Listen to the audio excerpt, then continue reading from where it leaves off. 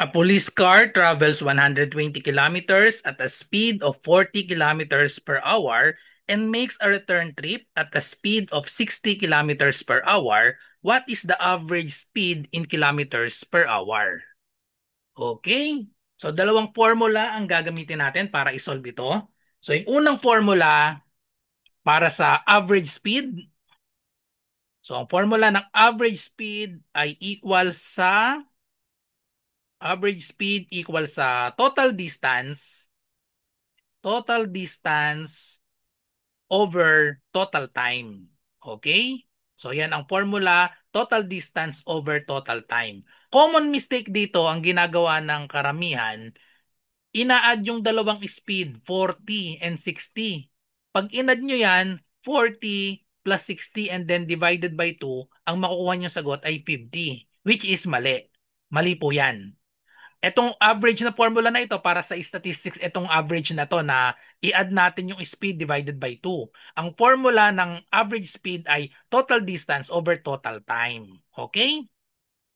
So ngayon, ilan ba yung total distance natin? Ang total distance natin, sabi sa problem, a police car travels 120 kilometers at a speed at 40 and then makes a return trip.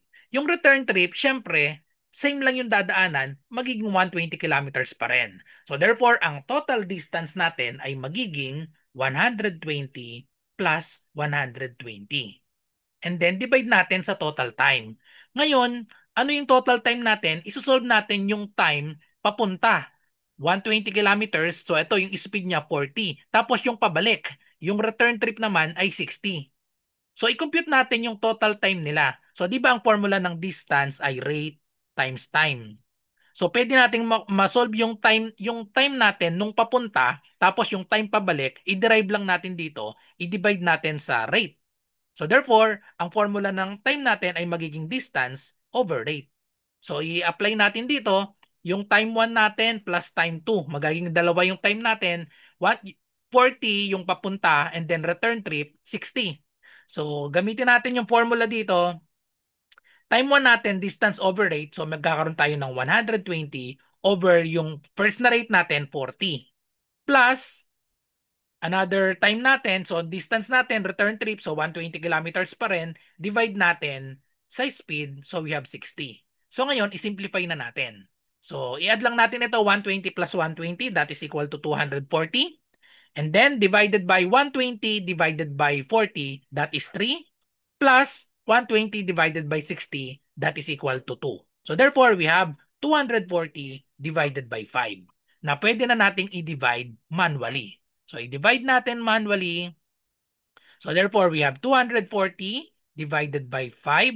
24 divided by 5 is 4. 4 times 5 is 20. Subtract, we have 4. Bring down 0. 40 divided by 5 is 8. 8 times 5 is 40. Therefore, the average speed is 48 kilometers per hour, letter D. Okay? Then we have shortcut formula. Tandaan, itong shortcut formula na i-share ko sa inyo ay para lang sa dalawahan. Dalawahan lang. Ibig sabihin, ito yung papunta 40, tapos pabalik. Return trip 60. Dalawa lang yung speed natin. So, pwedeng gamitin itong shortcut formula. Average speed ay equal sa 2 times yung dalawang rate natin. Lagay ko na lang rate 1 times rate 2 divided by rate 1 plus rate 2. Okay, so yan ang shortcut formula natin. Tandaan, para lang ito sa dalawahan. Dalawang rate lang yung given. So we have given 40 and 60. Okay? So ito yung shortcut formula. So we have 2. Substitute lang natin. Times rate, we have 40. Times the other rate, we have 60. And then divide natin sa sum nila, 40 plus 60. So multiply lang natin. So itong denominator, madali lang. 40 plus 60, we have 100. And then i-multiply lang natin ito. 2 times 4, tapos times 6. Kopyahin lang yung dalawang 0. 2 times 4 is 8. Times 6, we have 48. And then, we have 2 zeros. So, therefore, 4,800. And then, divide lang natin. So, makakancel yung dalawang 0. Makakancel yung 100. So, same answer of 48. The correct answer is letter D. Follow for more.